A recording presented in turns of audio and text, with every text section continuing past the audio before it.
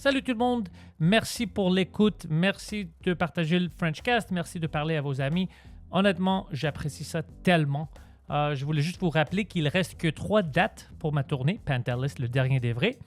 C'est le 21 juin à Québec, au Comédia Club. Le 28 juin à Montréal, ça va être la captation. Tous mes amis vont être là, j'espère vous voir là-bas, ça va être beaucoup de fun. Et le 11 juillet à Longueuil, c'est Longueuil Comique, je pense. Alors ça va être très fun, c'est les 3 dates prévues et la captation à Montréal. Merci. L'équipe chez Polysleep vous offre un rabais de 30% si vous utilisez le code promotionnel Pantelis. Ça, c'est mon nom. Et en plus de ça, jusqu'au 9 juillet, si vous utilisez le code promotionnel Pantelis, autre que les 30% de rabais, vous allez aussi recevoir un oreiller gratuit. Polysleep.ca, code promotionnel Pantelis pour 30% de rabais et jusqu'au 9 juillet, un oreiller gratuit. Cet épisode est présenté par nos amis chez Eros et compagnie encore une fois. Utilisez le code promotionnel Pantelis pour recevoir 15% de rabais sur votre prochaine commande sur erosetcompagnie.com. Nous, ici, au Frenchcast, on aime beaucoup Eros et compagnie parce que c'est une compagnie qui aime beaucoup les créateurs de contenu québécois. Si vous ne le savez pas déjà, ils sont en support de plein de podcasts au Québec, même des podcasts comme le Frenchcast qui n'ont pas vraiment de relation avec le monde de jouer pour adultes et tout ça, mais ils sont heureux à aider les créateurs de contenu québécois. Alors, erosetcompagnie.com, utilisez le code promotionnel Pantelis pour recevoir 15% de rabais.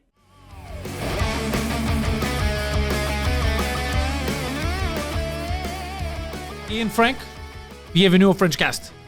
Bienvenue. Merci de nous avoir invités. Vous avez commencé le podcast, comment est-ce que vous avez rentré dans le game de podcast? Parce que qu'est-ce que je comprends, vous étiez intéressé dans la politique, vous avez dit, fuck, on a des opinions, on va les mettre. Mais c'est un bon podcast, moi j'aime vous écouter. Je vois vos clips aussi, puis j'aime ça. C'est comment que vous avez commencé ça? Écoute, on est en radio tous les deux à Radio X depuis un certain temps. Moi, personnellement, depuis 2010, avec Radio Pirate aussi, avec Jeff Fillion, qui était, lui, dans le podcast depuis 2006 quand même. Donc, on connaît le monde du podcast depuis très longtemps, mais on est principalement des chroniqueurs à la radio FM à Québec. Évidemment, on connaît un peu l'histoire. Jeff Fillion, finalement, ne renouvelle pas son contrat pendant la pandémie, là, avant 2022 à peu près. Puis nous, on faisait des podcasts ensemble déjà un peu, mais d'une manière quasi professionnelle. Simplement, j'avais engagé Frank dans mon cabinet de services financiers. C'était comme du marketing pas trop cher que je voyais dans mon cabinet de services financiers. Puis à un moment donné, avec le départ de Jeff, moi je perdais un peu le micro à Radio X, ainsi de suite. On a dit on pourrait prendre notre podcast puis essayer de le faire journalier. Là. Lundi au jeudi à midi, on fait ce qu'on faisait avec Jeff, autrement dit. Et là, ça a explosé depuis. Là. C'était pas planifié, c'était arrivé comme un cheveu sur la soupe un peu. Ouais. Puis, on y croyait plus ou moins au début, pareil, il faut dire. Là. On se disait, ouais, c'est un pari risqué quand même. Surtout que les podcasts, tu le sais, les gens qui t'écoutent le savent, là, c'est beaucoup la formule, justement, invité comme on fait là, on jase, puis c'est comme hebdomadaire, mettons, ou un par mois des fois. Nous autres, on est comme, OK, on va faire vraiment ça, genre en quotidienne, là, tu sais. À chaque jour de la semaine avec des sujets d'actualité, alors que souvent le podcast, on essaie d'être comme intemporel. Là. Fait qu'on s'est dit, on va l'essayer parce qu'on avait comme l'impression d'être pas mal les seuls qui allaient faire ça. Là. Oui, puis vous le faisiez bien. Merci. Ouais. Merci. non, j'aime ça. Pour moi, c'est une très bonne idée. Moi, parce que, comme tu as dit, c'est pas tout le monde. Même moi, j'évite des fois l'actualité à cause que, tu sais, mon invité, peut-être l'épisode va sortir dans 3 semaines. Exact. Tout ça. Alors, même nous, on discute ça. Je vais faire plus de live. On va faire le Frenchcast Plus, on appelle ça. On va faire des lives sur le Patreon, sur YouTube. Ouais, c'est ça. Puis on peut parler avec les gens qui sont abonnés. Alors, c'est vraiment le bon move de. Tu sais, le monde qui t'aime puis il veut t'écouter. Ah oui. Il faut savoir aussi c'est quoi tes opinions dans quelque chose qui vient d'arriver aujourd'hui, quelque chose de drôle. Puis vous connaissez assez de la politique, puis vous parlez à assez de gens que ça vaut la peine. Oui, puis ce qui aide beaucoup aussi, c'est veut pas, on a des opinions plus à droite du spectre politique. C'est un spectre qui est très délaissé par les médias traditionnels, ce qui fait en sorte que il y a très peu de gens qui osent émettre notre type d'opinion dans les médias traditionnels. Ça nous donne un peu le champ libre de ce côté-là. Oui, il y a un média régional qui est Radio X à Québec. Oui, il y a Jeff Fillion avec sa radio pirate, évidemment. Mais on n'a pas une grosse compétition parce qu'il y a des gens... Le profil type de notre auditeur qui est prêt à payer pour notre contenu, souvent, il va se lever le matin, il va écouter Moret à Radio X, après ça, il va écouter son show de Radio Pirate, puis après ça, il va embarquer sur nous autres parce qu'il y a des gens qui consomment une tonne de contenu. Pense à un camionneur qui est 70 heures sur la route par semaine à faire du longue distance, par exemple. Eux autres, ils ont besoin de contenu, ces gens-là. Fait qu'à un moment donné, ils veulent en trouver. Fait que ça, c'est un des profils types qu'on va avoir en termes d'auditeurs, par exemple. Fait qu'on n'est pas vraiment en concurrence avec Morel. On n'est pas en concurrence avec Jeff. Au contraire, on est très complémentaires avec eux. Puis ça nous a aidé vraiment dès le départ. Puis le fait que c'est pas exploité par les médias traditionnels, ça nous donne un espace aussi pour demander un abonnement aux gens. Puis les gens sont intéressés à s'abonner puis à payer pour ce contenu-là. Puis ça, ça amène du financement, ça amène la capacité d'avoir un employé à temps plein, un deuxième employé à temps plein. Là, on en a un troisième à temps plein. Fait que tu sais, quand tu as 3 employés à temps plein pour la business, ben tout s'améliore. Le contenu s'améliore, les timestamps s'améliorent, les idées s'améliorent, la recherche est meilleure. Fait que ça donne du bon stock. Si j'allais dire, c'est comme n'importe quoi. Au final, il faut que tu travailles. Il faut que ce soit comme une... c'est plate, tu dis c'est une passion, puis le podcasting, la communication, mais au final, si tu veux que ça marche, il faut que tu travailles.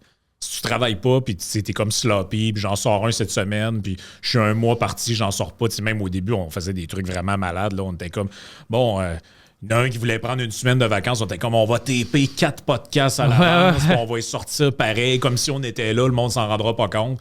Là, on se permet plus un peu de prendre des breaks quand c'est nécessaire de le faire ou de calm down un peu, mais... C'est important. Oui, c'est important. Mais puis c'est ça, par rapport à l'auditoire, au début, c'était très niché Québec parce qu'on les deux, on était là, mais rapidement, c'est sorti de là. Un moment donné, on se posait la question parce que les stats, ça s'est un peu raffiné là, sur les différentes plateformes. Au départ, il y a quelques années, on ne savait pas trop. Là, vraiment, les gens écoutent de où, puis tout ça. Puis un moment donné, sur Patreon, on a dit de où... Vous êtes où? Vous êtes localisé où? Puis là, on s'est aperçu, OK, genre la moitié du monde qui vient de Montréal. Puis aujourd'hui, c'est la majorité. Là. C'est cool, hein? C'est la majorité du monde qui est à Montréal, tu sais. Puis, fait que là, ça a comme fait pivoter un peu le contenu aussi, dans un sens que, tu sais, là, on s'est dit, OK, il faut être plus comme sur des sujets, tu sais, internationaux ou, tu sais, de politique globale, parce que là, tu sais, je peux pas parler d'un truc municipal de Québec ou tout ça. Fait On que sait on peut rien de sortir notre génie à tous les jours, puis les Laura non plus. Tu sais, maintenant, il faut se contenir un peu. C'est ça, faut que tu rejoignes plus le monde, puis là, ben, tu sais, plus t'es global, plus ça permet de... Puis c'est ça, c'est quoi de nouveau, je pense, au Québec, parce qu'avant, les gens suivaient pas tant que ça, mettons, la politique américaine, la politique européenne. Moi, tu sais, il est arrivé les législatives en Europe. Là, je me dis, on parle-tu de ça? On commence à parler de ça, on voit que ça marche. Le monde suit, ils connaissent les noms des chiffres. Puis je dis, OK, les gens sont rendus là maintenant en 2025, plus tournés vers les trucs internationaux. Ils t'arrivent avec ils t'envoient des articles de journaux. Avez-vous vu ce que la première ministre là, de la Nouvelle-Zélande a dit? Puis là, tu dis non, OK, je vais aller lire là-dessus. T'en parles, ça intéresse le monde. Avant, c'était très niché, plus local. Puis on a construit une communauté de geeks politiques aussi. Je veux dire, notre communauté est tellement rendue geek politique que cette semaine, on a fait un podcast avec Simon Lessard par rapport au conclave puis les élections du Vatican. T'sais, nous autres, on parle de politique tout le temps. C'est une élection. On pourrait parler de ça. Fait que Frank trouve un contact. On fait venir Simon Lessard avec nous. Puis sur YouTube, ça n'a pas été viral. T'sais, ça a été un de nos petits épisodes depuis un bout de temps. T'sais, c'est pas ça qui a levé dans l'algorithme parce que c'est le pape. Simon était plus ou moins connu des Québécois, ainsi de suite. Mais nos abonnés Patreon, ils ont trippé bien raide. Ils ont dit, hey, c'est vraiment intéressant, j'ai appris plein de choses. Puis, différent. Exactement. Comment fonctionne le conclave, c'est quoi le mode d'élection, c'est quoi les enjeux réels. Parce que tu ouvres les médias traditionnels, puis les enjeux réels, on t'explique qu'il va-tu aimer plus les gays, lesbiennes et les trans. Puis là, finalement, quand tu parles avec Simon, il t'explique, non, c'est le gros enjeu au niveau du Vatican, c'est le Est-ce qu'il aime les enfants ou non? C'est le nord, le sud. Il dit, les pays occidentaux vivent une décroissance de la religion, les pays au sud, de l'hémisphère sud, de leur côté, vivent une croissance au niveau de la religion. Donc, il y a des enjeux qui sont complètement différents de chacun des hémisphères. Et généralement, le pape est toujours de l'hémisphère nord. Pape François était de l'hémisphère sud, donc il y avait quand même des clashs. Là, on voulait quelqu'un qui soit mitoyen entre les deux, qui pourrait rapprocher les deux clans. Donc, c'est pour ça qu'ils ont élu l'Américain. C'est un Américain, hein? C'est un Américain, mais un Américain qui a passé beaucoup de temps au sud, dans l'hémisphère sud, justement. Ouais. Donc, c'était le candidat désigné pour rapprocher les deux clans au niveau du Vatican. Fait que, là, il nous expliquait tout ça, puis j'étais là, OK, il n'y a aucune chance que quelqu'un qui écoute Radio-Canada ait entendu ça quelque part. Là. Écoute, si tu écoutes trop de Radio-Canada, tu vas rien savoir. Puis moi, vous avez raison avec les nerds puis les geeks politiques, parce que moi, à cause que je suis grec, je suis toujours un peu au courant de ce qui se passe en Europe, parce que je suis toujours fâché. Mais ici, personne ne savait. Tu sais, je voulais parler de la Croatie ou qu'est-ce qui se passe en France, tout ça, puis ils ne connaissaient pas. Puis maintenant, ça change. Des fois, je mentionne quelque chose, puis le monde sont vraiment au courant. Parce que moi, ça fait des années que je niaisais, puis je parlais de la France, puis qu'est-ce qui se passe là-bas. puis il n'y avait pas les références, puis maintenant, ils ont les références.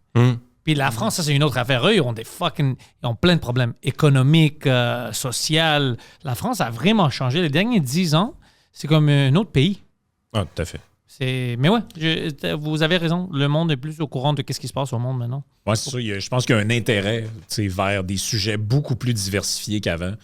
Puis c'est ça. Puis t'habitues aussi ton auditoire à des trucs. Là. Si tu te mets à leur parler du jour au lendemain de, je sais pas, des trucs techno, au début, ils vont dire « Ouais, je sais pas trop, là. Moi, je suis plus politique. » Puis après un mois, ils vont être comme « mais vous avez pas fait la chronique sur les nouveaux trucs d'AI, ça m'intéressait. » On s'habitue, je pense, à nourrir notre curiosité par rapport à des sujets qu'on connaît pas. Là. Cette explosion-là des opinions ou des intérêts, en fait, c'est ça qui permet aux podcasts de survivre. Je pense que chacun des podcasts développe un peu sa niche et développe son auditoire.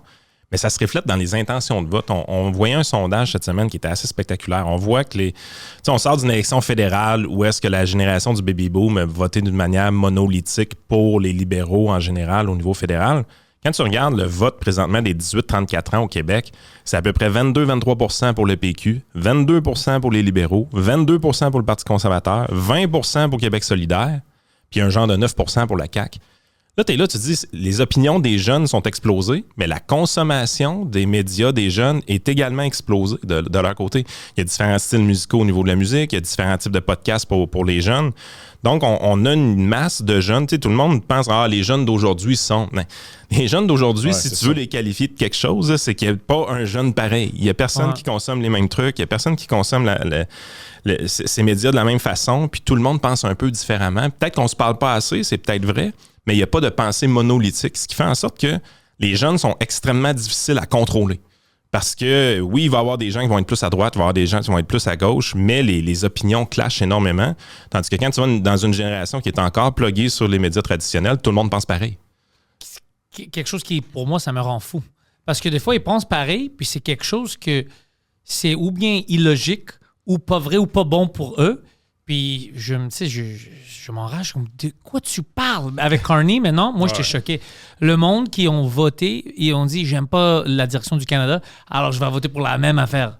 Tu viens de dire que t'aimes pas la direction du Canada, pourquoi est-ce que tu vas voter pour la même affaire? Puis maintenant, il vient de sortir hier, il a dit, pas de nouveau budget, on va rien changer, on va continuer comme ça. C'est comme, mais là, je comprends pas, Pantelis, t'es grec. Ouais.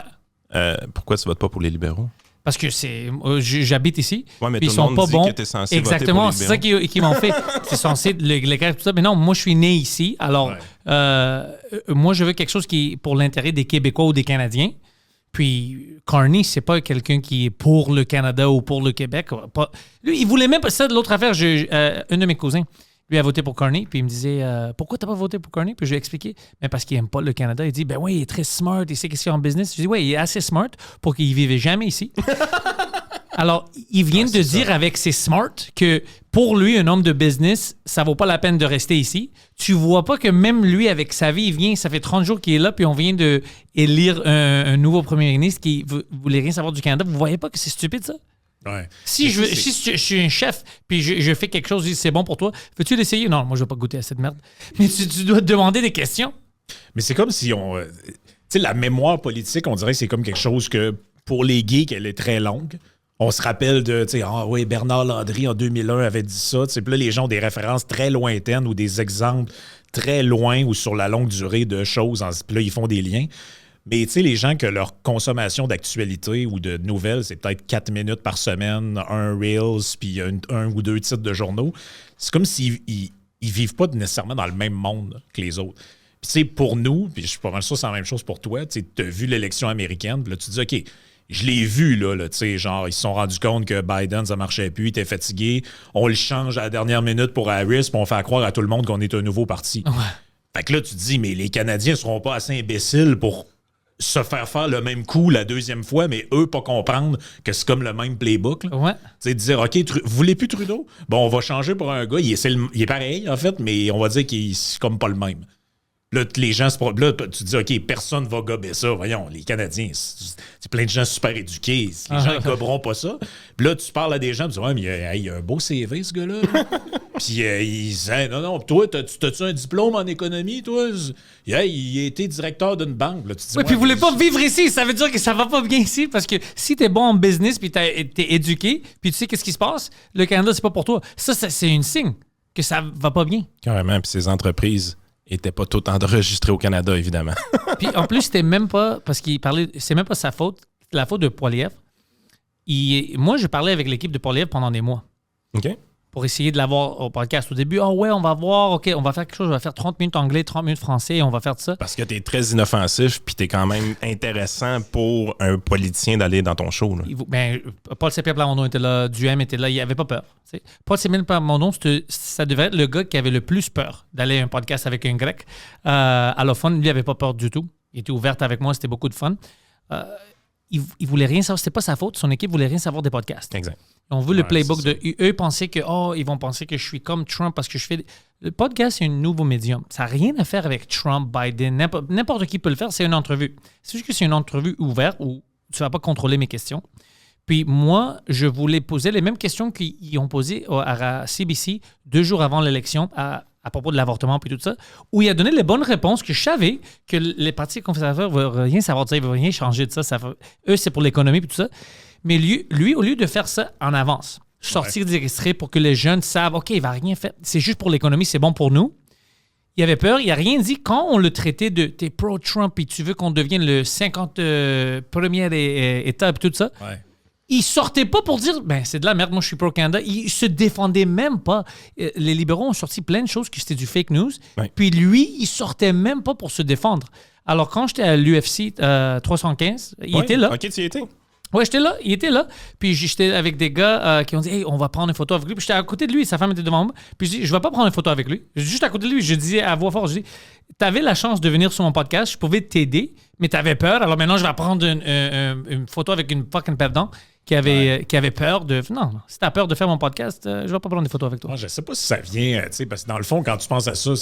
Si l'idée venait de lui... C'était pas sa faute, de qu'est-ce que je comprends, c'était son équipe. Oui. C'était un plan de 1922. Ah ouais, c'est incroyable. Non, mais tu sais, pourquoi ils sont allés à Jordan Peterson avant l'élection?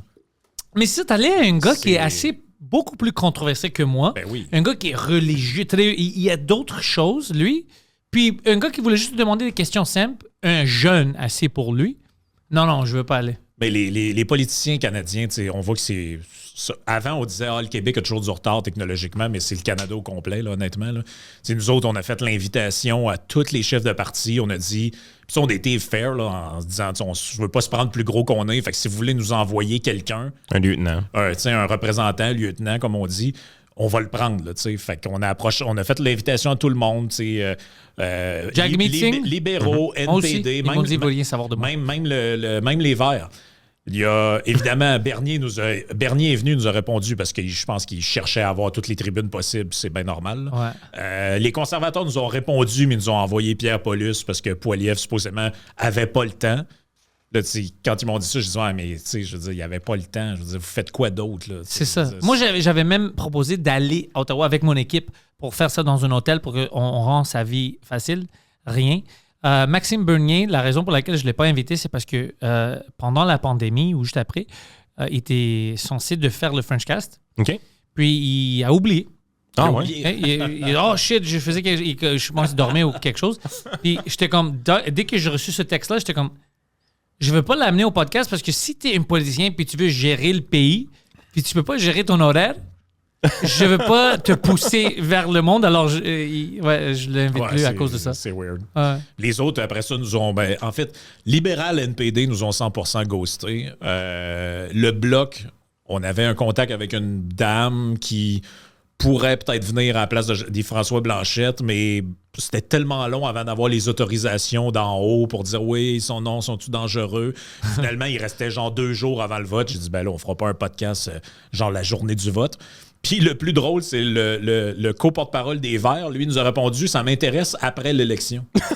C'est pour ça, vous êtes des gagnants. Vous savez comment ça marche, les élections. Ça va super bien. En fait, vous avez un siège, on va donner des entrevues après l'élection. Alors que le gars avait définitivement déjà prévu de démissionner. Là. C'est vrai. ça qui est ridicule. J'étais là, OK, vous autres, dites-le, vu que vous voulez perdre, en fait. Là. J'ai même envoyé des invitations à Trudeau.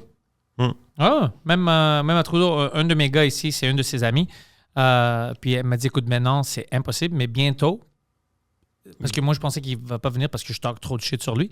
Elle dit, c'est possible, attends que tout ça termine un peu, puis il est tout seul, puis commence à penser, peut-être il va venir pour parler.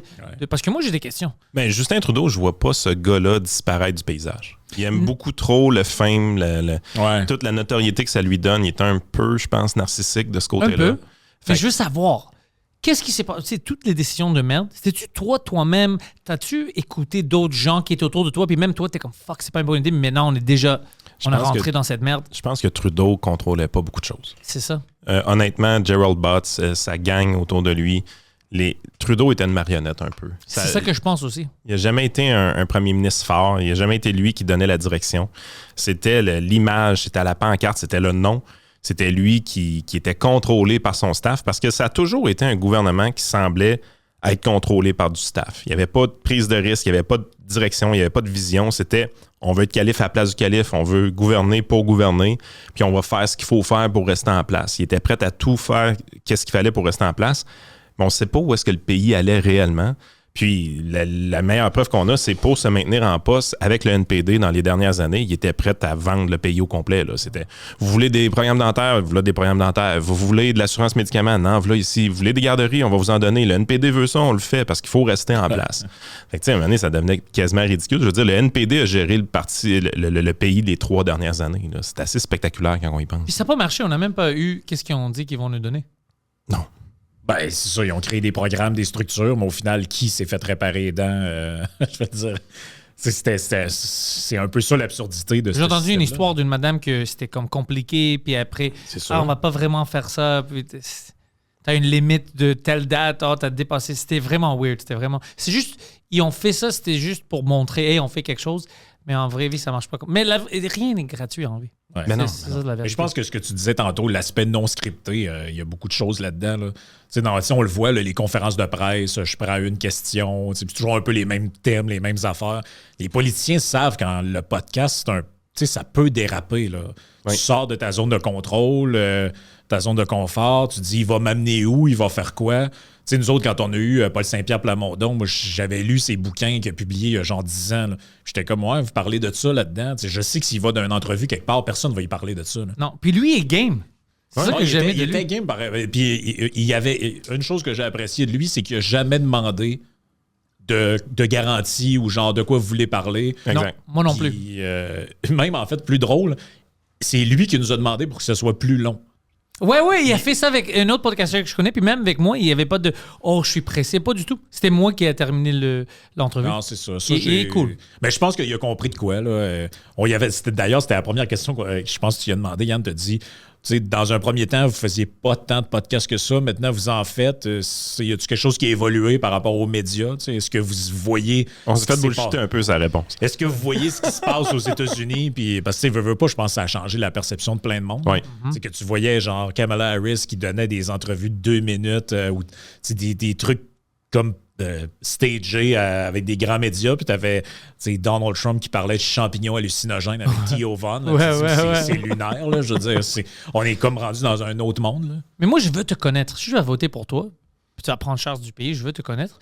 Puis ici, on a un problème aussi avec le clickbait puis les petites réponses. Par exemple, Yves Blanchette, lui, avait répondu, ça fait 2 semaines, il parlait de l'Alberta, s'il veut se séparer. Ouais. Puis, si tu diriges le bloc, tu devais comprendre un peu si quelqu'un veut se séparer. Ben oui. Puis lui dit, écoute, c'est très important, si tu veux te séparer, tu dois déterminer ta culture. J'étais comme, OK, je suis d'accord avec ça. Mais après, quand il dit, ta culture, c'est pas le pétrole, puis t'es comme, bro, c'est comme si quelqu'un nous dit à nous, mais la culture, c'est pas l'hydro. C'est pas ça. Oui, c'est leur business. Ouais, mais le monde, ils n'ont pas des photos de pétrole chez eux. Puis tout ça, c'est le business qu'ils ont là-bas. Mais je veux dire, les Oilers, présentement, sont en série. Tu vois les images. Moi, je trouve ça le fun. L'hymne national canadien qui est chanté par la foule. C'est le petit moment, je trouve, qui est le fun dans le game des Oilers. Les Maple Leafs font un peu la même chose. Je pense que les Canadiens le faisaient aussi, si je me rappelle bien. Mais quand tu vois ça, là, tu vois l'image de la foule qui chante l'hymne national canadien. Puis c'est quoi qui est écrit dans le haut? Oil Country.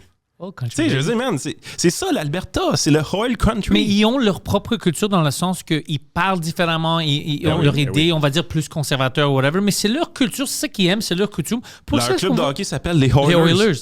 Mais nous, par exemple, moi quand je suis en Alberta ou en Vancouver, puis le monde insulte le Québec, moi je défends le Québec, j'essaie d'expliquer, c'est pas qu'est-ce que tu penses, tout ça, puis je défends le Québec à chaque fois.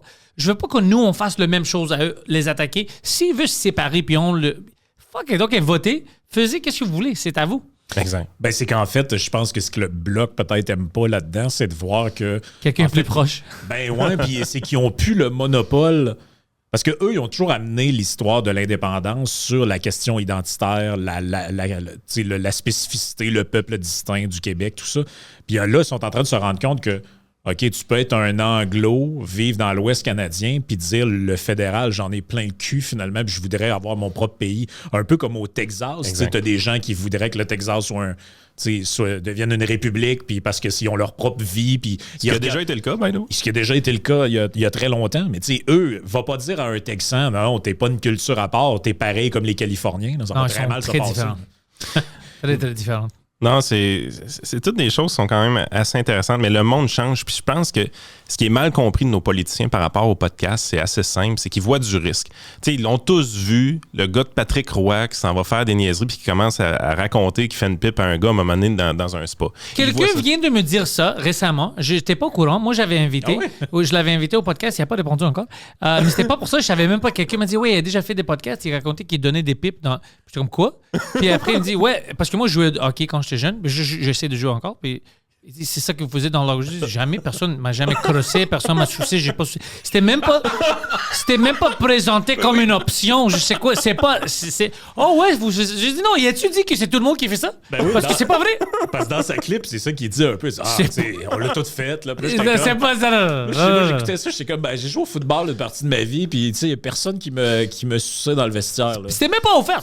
Mais ce qui arrive, c'est que les politiciens pensent que c'est le genre de questions qu'ils vont se faire poser, alors qu'ils réalisent pas que c'est l'invité lui-même qui amène le sujet et qui se met dans le pétrin avec ça. Ouais. Tu sais, je veux dire, si tu veux pas trop prendre de risque dans un podcast, c'est faisable de le faire. Il s'agit juste... Tu sais, je veux dire, on l'a vu l'entrevue de Donald Trump, on a vu l'entrevue de J.D. Vance, qui étaient des longues entrevues. Les gars se sont pas mis dans le trouble. Ouais. Ni un ni l'autre. Puis ils ont même parlé de plein de choses. J.D. Vance a parlé de plein de choses, de drogue, de cocaïne. Theo Von a fait des jokes, il a fait des blagues. Puis si t'es sérieux, puis tu sais comment répondre, ça va. Réponds pas. Si quelqu'un dit hey, t'aimes-tu le party? T'es comme tu viens de demander ça. J'ai sucé 3 gars en venant ici. Pourquoi tu dis ça, bro? Dis pas ça. Tu peux même le faire puis ne pas me le dire. Mais il y a un vrai danger, par contre, parce qu'on s'en rend compte. Je veux dire, à un moment donné, dans notre entrevue avec PSPP, il devient confortable.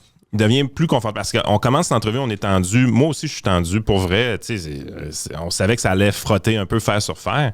Fait que on se doutait que ça allait être un peu tough. Fait que les premières questions étaient un peu prévues, puis après ça, on laissait aller.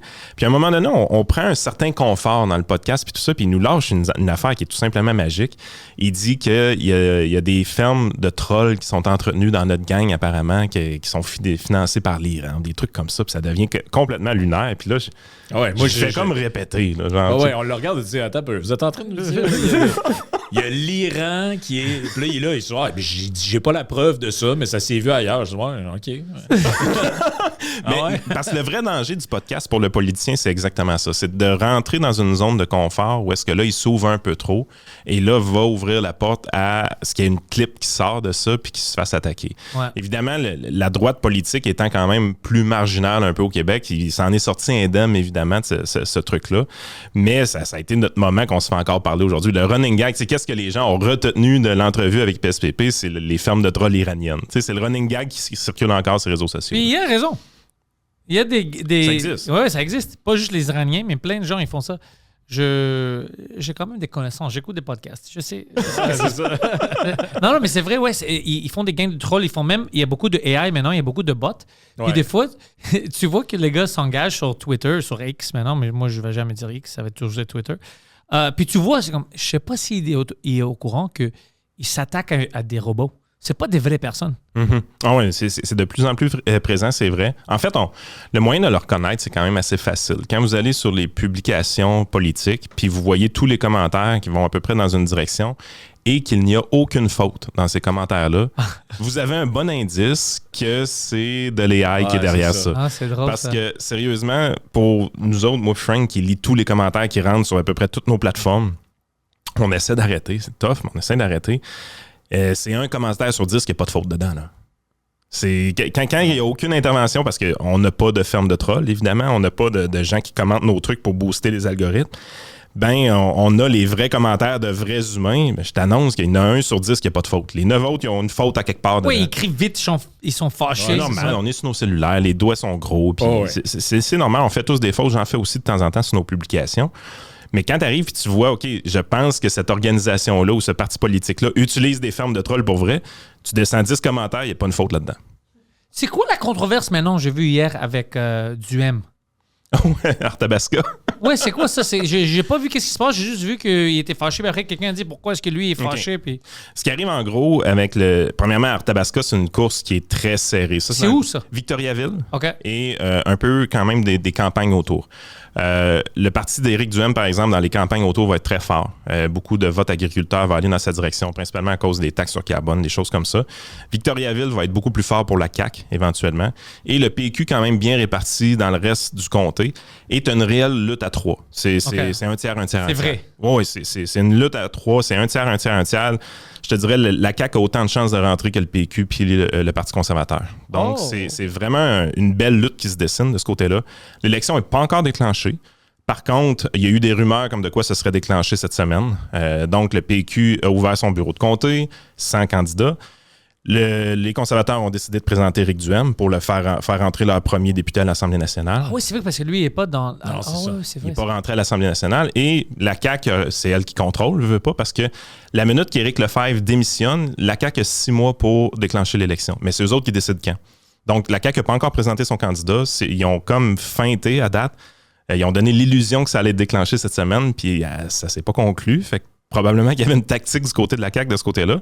Mais le PCQ a présenté son candidat et par après, le PQ a présenté le leur. Alex Boissonneau, journaliste et animateur à Radio-Canada. Sauf que je le connais pas. Ce qui arrive avec Alex, c'est assez simple. Au début, on entend dire son nom, on pense que c'est lui. Donc, Éric Duhem le félicite sur Twitter. Félicitations, ça va être une bonne lutte et quand même très cordial avec lui.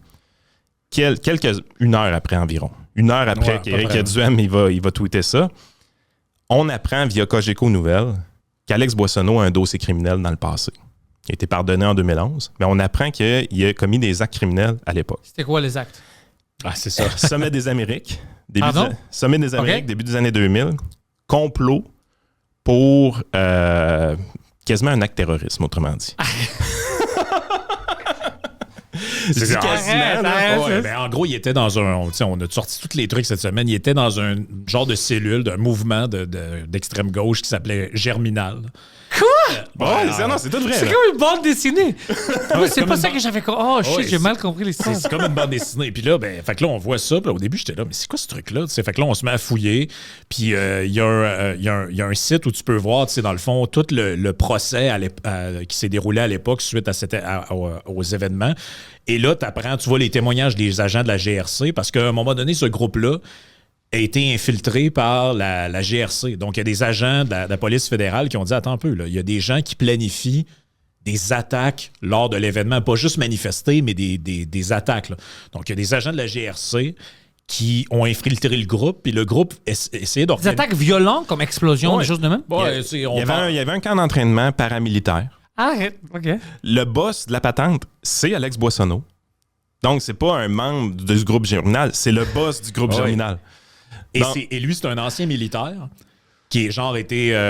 soit il est sorti ou il est exclu de l'armée, là, c'est pas clair. Là. Je peux pas confirmer cette information-là, mais on sait que c'est un ex-militaire à ce moment-là. Puis il y a un de ses chums qui est avec lui dans Germinal. Lui, il est dans l'armée et lui leur fournit du stock de l'armée. Genre des fumigènes.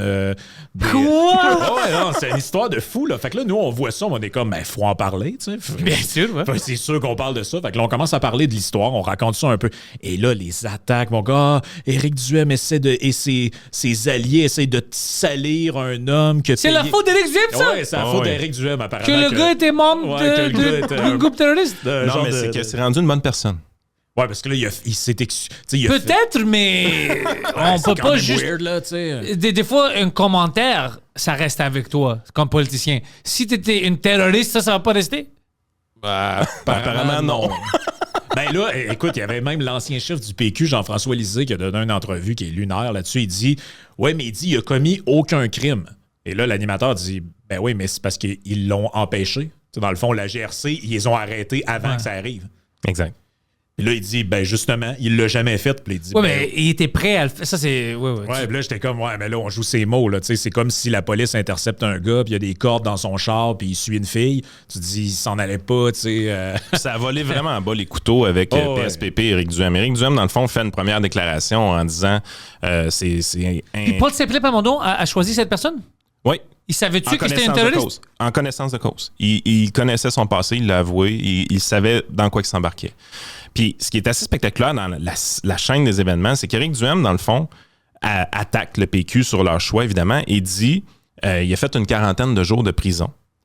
Paul Saint-Pierre Plamondon répond en lui disant que tu es un menteur. Il n'a pas été condamné à la prison, il a été condamné à une peine dans la collectivité. Il a raison. Il dit la vérité en disant ça. Où est-ce que Paul Saint-Pierre Plamondon ment?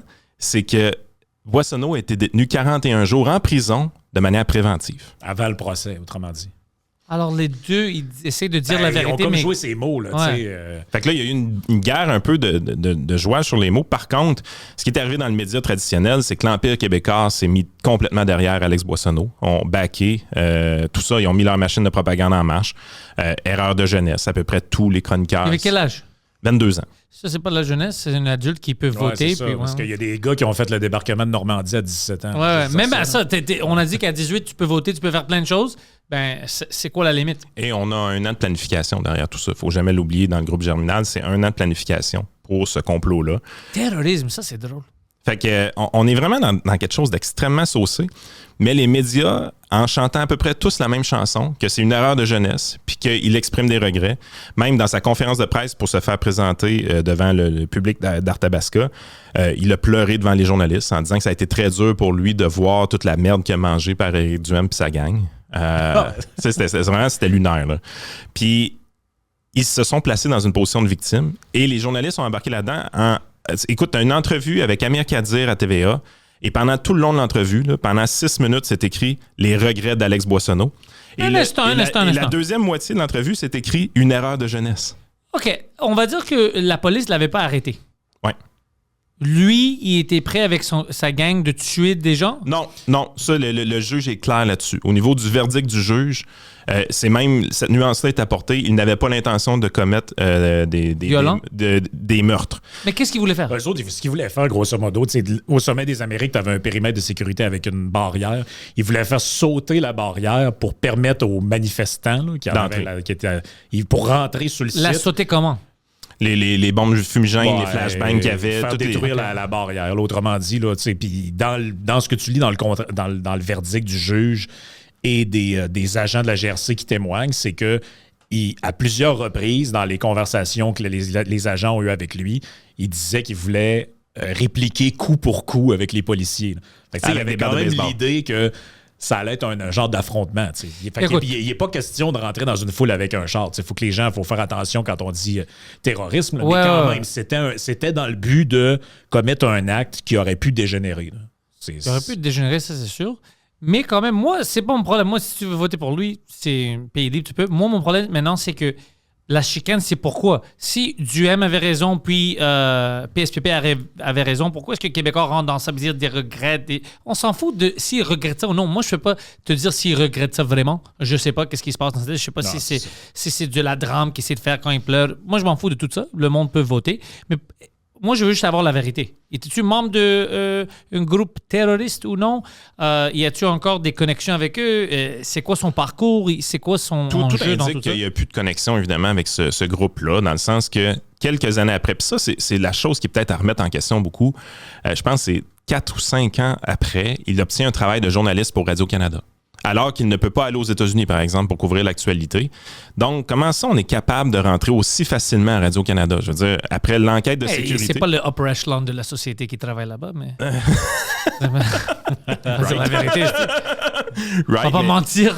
Mais pendant cette carrière-là journalistique, ça a été un peu sa rédemption, dans le sens qu'évidemment, il a quitté les groupes d'extrême gauche. Il a peut-être raffiné un peu sa pensée politique. Écoute, tout le monde a le droit d'apprendre. Moi, je suis pour ça, tu sais, puis il peut évoluer. Exact. Moi, mon problème, c'est juste, on doit dire la vérité au moins. Voilà, c'est ça. C'est qu'il aurait dû. Moi, honnêtement, je l'ai dit depuis quand c'est arrivé cette semaine. Je pense que le gars avait le droit de se présenter. En fait, je pense que tout le monde a le droit de se présenter aux élections. À la fin de la journée, c'était aux électeurs de trancher. C'est ça la démocratie. Ouais. Par contre, on dirait qu'au départ, ça avait été fait un peu en se disant si jamais les gens s'en rendent pas compte, ça serait parfait. Et là, c'est comme s'ils sont tombés des nues en apprenant que les gens... Mais tu sais, je veux dire, tu googles, là, tu sais, on a googlé le nom du gars, tout le monde le savait, puis en plus, apparemment que dans le milieu des journalistes, tout le monde le savait. Mais je pense que ce qui a choqué beaucoup de gens là-dedans, c'est on a des centaines d'exemples de gens qui ont dû se retirer pour des peccadilles lors des élections. Il y a un fameux gars, il y a quelques années, il avait dû se retirer d'une campagne électorale de la CAQ parce qu'il avait été pris en photo sur un bol de toilette.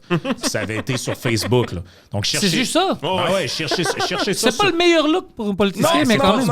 Non, mais imagine l'autre gars en conférence de presse. Écoute, oui, j'étais membre d'un groupe terroriste, mais j'ai jamais été pris en train de chier. Fait que, non, mais puis tu sais, il y a eu plein d'histoires. On se souvient aussi d'un ancien, en fait, c'est l'ancien lieutenant-gouverneur du Québec qui était là avant Sophie Thibault. Lui, c'est un monsieur quand même assez âgé. Quand il était jeune, genre étudiant, il avait, comme pour faire une connerie, il s'était dessiné un genre svastika, une croix gammée.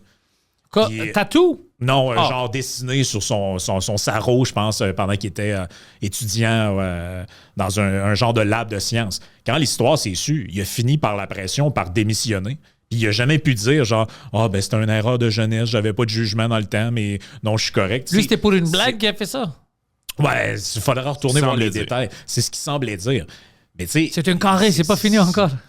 Mais c'est incroyable parce que tu dis, il y a comme en fait, on sait pas c'est quoi les règles. Il y a comme un standard, double standard. Puis si t'es pour tel parti, puis que les médias, t'es du côté des médias. Si t'es une ministre conservatrice et que tu achètes un jus d'orange dans un hôtel à 15 $ et tu réclames un remboursement, tu vas démissionner comme ministre. C'est ça qu'ils ont fait, hein? Je me rappelle de l'histoire. Bevoda des conservateurs. Donc, ces standards-là, élevés au niveau des conservateurs, ils tiennent.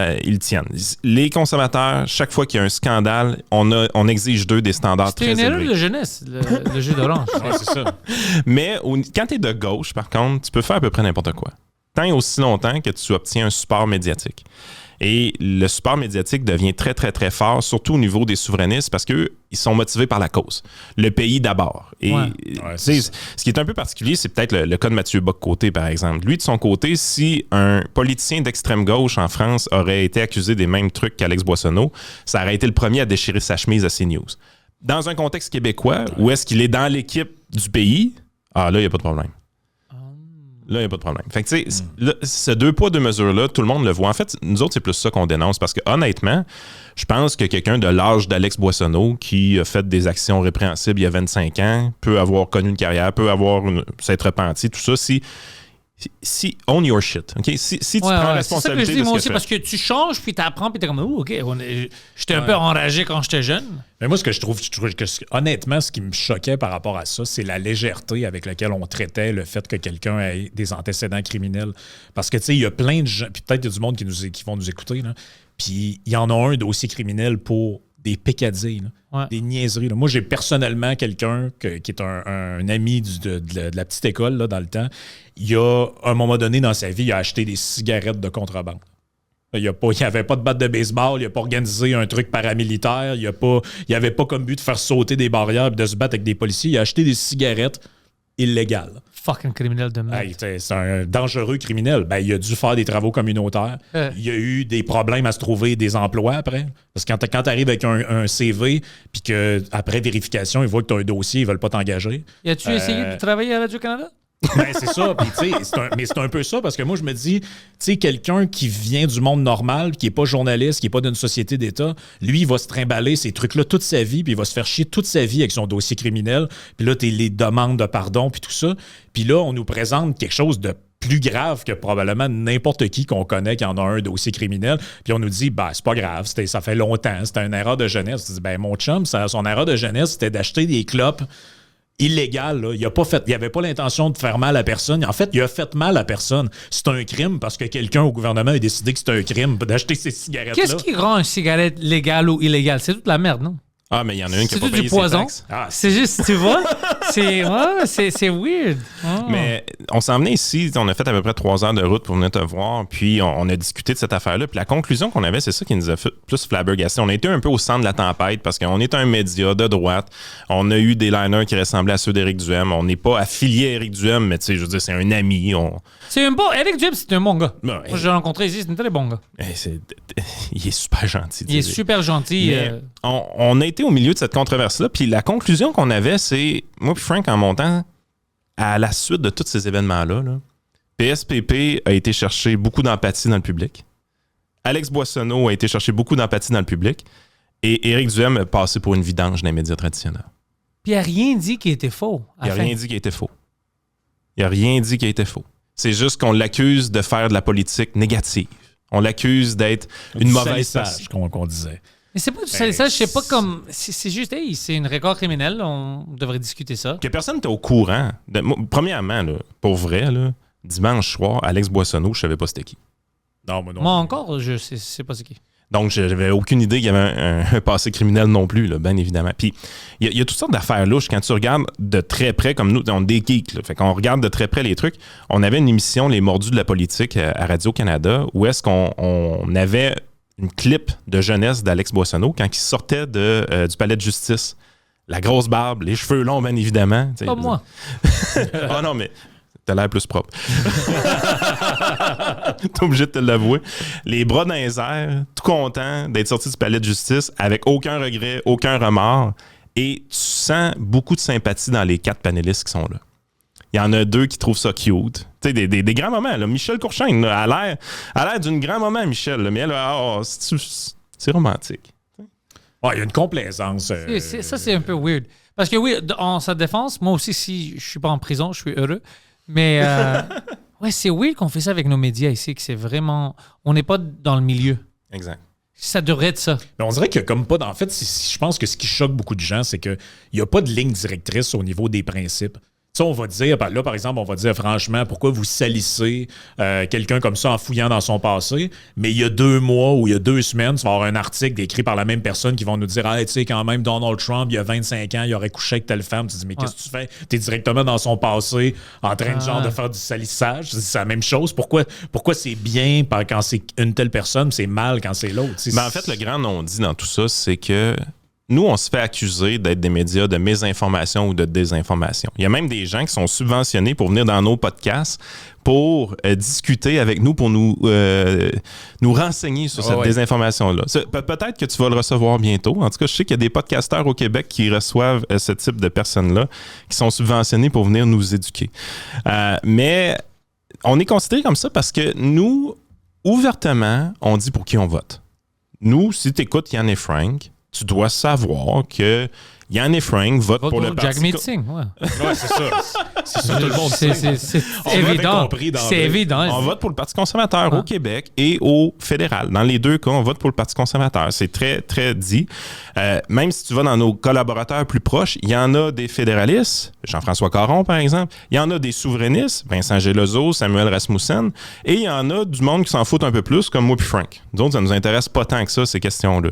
Mais tu es dans une situation où est-ce que tout est su, tout est connu, vous connaissez nos biais, vous savez qu'on préfère le libéralisme à l'État, on n'est pas des étatistes. Si vous voulez mettre un règlement, il va falloir que vous nous démontriez pourquoi un règlement est nécessaire. C'est notre philosophie de vie. On est dans le libéralisme classique. Tout est carte sur table, tout est connu d'avance, vous connaissez nos biais. Dans tous les médias traditionnels, on essaie de faire croire aux gens qu'ils sont objectifs. Ils sont pas. Ils sont pas. Ils ont des biais. Si tu vas chez Québécois, c'est un biais qui est nationaliste. C'est un média nationaliste qui prône énormément la souveraineté. Donc, tu as beaucoup plus de chances d'avoir une job si tu es souverainiste chez TVA. Ils vont quand même avoir des fédéralistes, exemple Marie-Ève Doyon, mais ce n'est que pour faire apparence de neutralité. La réalité, c'est que c'est un média qui est souverainiste. Si tu vas à la presse, c'est un média de gauche. Si tu vas à Radio-Canada, c'est un média de centre-gauche fédéraliste. Fait que, à un moment donné, tu es dans une situation où est-ce que ces non-dits-là, tout le monde prend pour acquis qu'ils sont cet objectif. Ils ne sont pas. Si c'était carte sur table puis on connaissait les biais de tout le monde, ben, on s'en doute de toute façon, ben, il y aurait moins d'hypocrisie dans l'histoire. Tu sais, ça serait plus fair and square pour la population qui écoute les médias. Moi, je veux même pas savoir. Je veux pas, si tu es journaliste à la télé, je veux pas savoir ton opinion. Tu peux avoir un podcast avec tes opinions. Moi, je veux savoir, lui a fait quoi, pourquoi, et moi, je vais voter. Moi, je vais décider. J'haïs quand ils disent, lui, c'est un méchant parce que c'était un criminel. Lui, c'est un bon parce que, il était trop jeune pour... c'est ça que j'haïs. Juste dis-moi qu'est-ce qu'ils ont fait, puis moi, je vais décider. Je suis un adulte. Généralement, dans le média, ce qui va arriver, c'est que le biais ne s'exprimera pas nécessairement dans le texte journalistique ou dans le reportage journalistique. Parce qu'effectivement, beaucoup de reporters ou de journalistes vont simplement rapporter la nouvelle. Le biais s'exprime dans le choix de la nouvelle. Par exemple, Éric Duhem, du côté du Parti conservateur, disait qu'ils ont demandé une recherche à Influence Communication pour mesurer le nombre de fois qu'ils sont cités dans les médias traditionnels versus d'autres partis politiques. Et chez Radio-Canada, par exemple, c'est à peu près 10 à 12 fois plus Québec solidaire que le PCQ, alors que les deux partis ont à peu près le même nombre de votes au Québec. Donc, tu es dans une position où est-ce que c'est plus facile de rapporter de la nouvelle pour Québec solidaire que le Parti conservateur. Et généralement, si tu mesures le ton entre les deux, ça va être un ton plus favorable du côté de Québec solidaire et négatif pour le Parti conservateur. En plus de les ignorer majoritairement quand ils en parlent pour en parler en mal. Donc, à un moment donné, tu es là, tu te dis, tu peux faire des reportages qui sont non biaisés, mais exprimer ton biais dans la sélection des reportages. C'est ça qui s'opère dans tous les médias présentement. La seule chose qu'on fait dans le média alternatif, c'est de dire, regardez, voici nos biais. On est en toute transparence. Puis la raison pourquoi on le fait, c'est que la culture dans le média alternatif, c'est une culture d'authenticité. Ouais. Les gens veulent savoir qu'est-ce que tu penses vraiment. Ils veulent pas que ce soit fake, ils veulent pas que tu lises un texte, ils veulent pas que ce soit scripté. Donc, les gens aiment l'authenticité. C'est pour ça qu'ils sont sur ces plateformes-là. Donc, c'est normal, quand on est dans le commentaire politique, d'être transparent sur nos biais. C'est sûr que si tu fais une chaîne TikTok qui parle de maquillage, t'es pas obligé de dire que t'es biaisé. Là. On comprend l'idée. T'es pas obligé de dire que t'es à gauche ou à droite. Mais dans le commentaire politique, ça va de soi. Ah non, c'est drôle parce que c'est pas tout le monde, je pense, qui est encore habitué à la culture comme de la transparence, si je peux dire, ou de l'authenticité. Appelez ça comme vous voulez, là, mais parce que des fois, on voit qu'il y a comme des nouvelles vagues d'auditeurs. Il y a des gens qui ne te suivaient pas avant. Puis l'autre fois, il y a un gars qui a laissé un message. J'aurais dû le screenshotter. Je pense pas que je l'ai encore, mais c'était genre long message sur YouTube. Ça se disait, hey, là, j'ai écouté 2-3 de vos épisodes. Là, puis là, j'ai découvert qu'il y a clairement un biais plus à droite dans ce que vous dites. Puis là, j'étais comme... T'as découvert ça? Ouais, là, j'ai juste commenté genre, ah ouais, mais comment vous avez fait? Genre, Puis lui, il répond. Là, je veux dire, mon investigation a commencé avec... J'ai pas vu s'il a répondu, mais je me disais, mais OK, mais il y a encore des gens qui croient vraiment que quand ils regardent, j'ai pas un poste de nouvelles, les gens qui sont là, ils ont comme une vision très idéalisée du métier d'animateur ou de journaliste. Ils voient ça un peu très romantique, là, les grands reportages sur le Watergate, puis les scandales. Mais ils comprennent pas que, surtout dans des petits marchés, comme c'est au Québec, il y a une question de survie, ils ont des problèmes de revenus, ils doivent générer tout le temps, essayer de garder tout le temps quelque chose de chaud dans l'actualité pour qu'il y ait des vues, puis tout ça. Donc, forcément, il y a un biais. S'ils voient que ça marche parler de quelque chose, ils vont aller là-dessus, puis ils vont continuer. Fait que, l'idée de dire non, c'est neutre, puis les gens sur Internet, ils font que de la désinformation, tout ça. Moi, je pense plus que de la désinformation, il y en a partout. Des fois, on désinforme sans trop le savoir parce qu'il nous manquait de l'information. L'important, c'est que tu te corriges quand tu peux le faire. Mais de la désinformation, il y en a partout, autant dans les médias traditionnels que dans les médias sur Internet. La seule différence, c'est que sur Internet, les gens ont plus tendance à le dire. Oh, moi, j'étais un gars, j'ai milité au NPD ou whatever, puis ils sont pas gênés de le dire. Dans les médias, on dirait qu'ils font comme semblant. Tu regardes un panel, puis là, tu as 3 personnes, puis tu te dis, OK, mais c'est pas écrit en bas, mais elle, c'est une ancienne du NPD, elle, c'est une ancienne ministre libérale, lui, c'est un ancien conseiller de Stephen Harper, lui, c'est un tel. Puis tu te dis, mais les gens, je pense qu'ils devraient le savoir, pour savoir de où parlent les gens. C'est important. Puis on le voyait, on a fêté le 50e anniversaire de Chantal Hébert dans le monde de Radio-Canada, puis tout le monde était là, c'est la meilleure journaliste au pays pour couvrir la politique fédérale, l'une des plus neutres, des plus objectives. Est-ce que vous avez dit que la fille était sur le conseil d'administration de la Fondation Trudeau il y a une couple d'années? Oh, je savais pas. Tu sais, à un moment donné, t'es là, tu te dis, come on, là. Come on. Tu sais, je veux dire, elle a un biais très prononcé anticonservateur.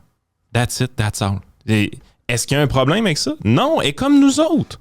Elle a le droit d'être libérale, elle a le droit d'être biaisée. C'est une humaine. Les humains sont biaisés naturellement. Je sais pas si ça vient sur un peu de... Tu sais, le Canada se définit beaucoup par son contraste avec les États-Unis. Là.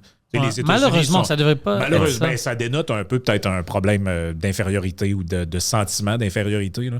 Parce que aux États-Unis, tout le monde sait que les médias ils ont des biais. Si tu parles à un Américain, il n'y a personne qui va dire « Ah ouais, Fox News, c'est plus à droite. » Ouais, bon, jamais dire ça. Ouais. Ah ouais, CNN, puis MSNBC, c'est plus de gauche. Mais je savais pas. Ah, tu me l'apprends. Tout le monde le sait. C'est comme, même là-bas, les juges, les gens savent, OK, c'est un juge conservateur, un juge de gauche. Les gens le savent. Ici, on se fait comme croire que, non, un juge, c'est un juge, ça n'a pas d'opinion. Ben oui, un juge, ça a des opinions. C'est un être humain. Il vient d'être nommé par tel ministre. S'il était nommé par un libéral, d'après moi, il est peut-être un peu plus proche des libéraux. Puis c'est la même chose avec les médias. Tu te dis, comment ça que les gens, on dirait, comprennent pas, en tout cas, une partie des gens, ils tombent comme des nus en découvrant que, ah ouais, tel journaliste, ah ouais, OK, il serait peut-être plus de gauche ou lui peut-être plus de droite. C'est juste normal, c'est des humains. Mais on dirait qu'on a voulu comme peut-être cacher ça pour...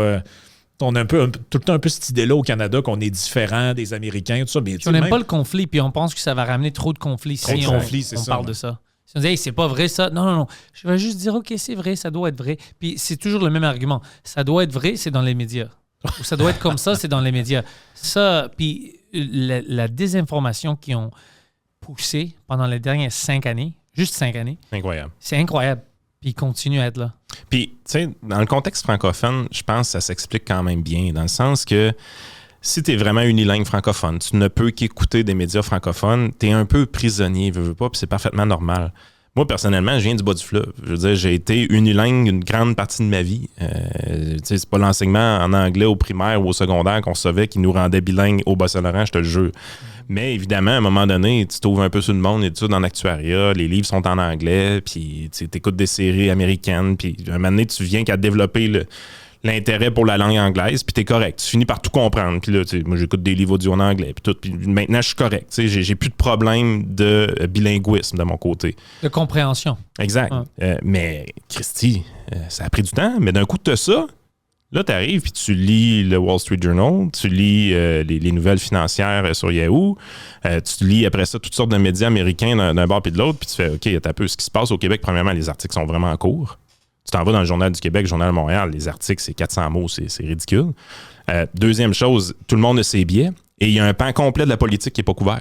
Le côté droit de la politique n'est pas couvert au Québec. Ou c'est pas couvert proprement. Ouais, c'est les méchants. C'est toujours le rôle du vilain. Fait que là, t'es là, tu te dis, qu'est-ce qui se passe ici? C'est qu'est-ce qui nous rend particulier du côté francophone? Parce qu'évidemment, du côté anglophone, on n'a pas ce problème-là.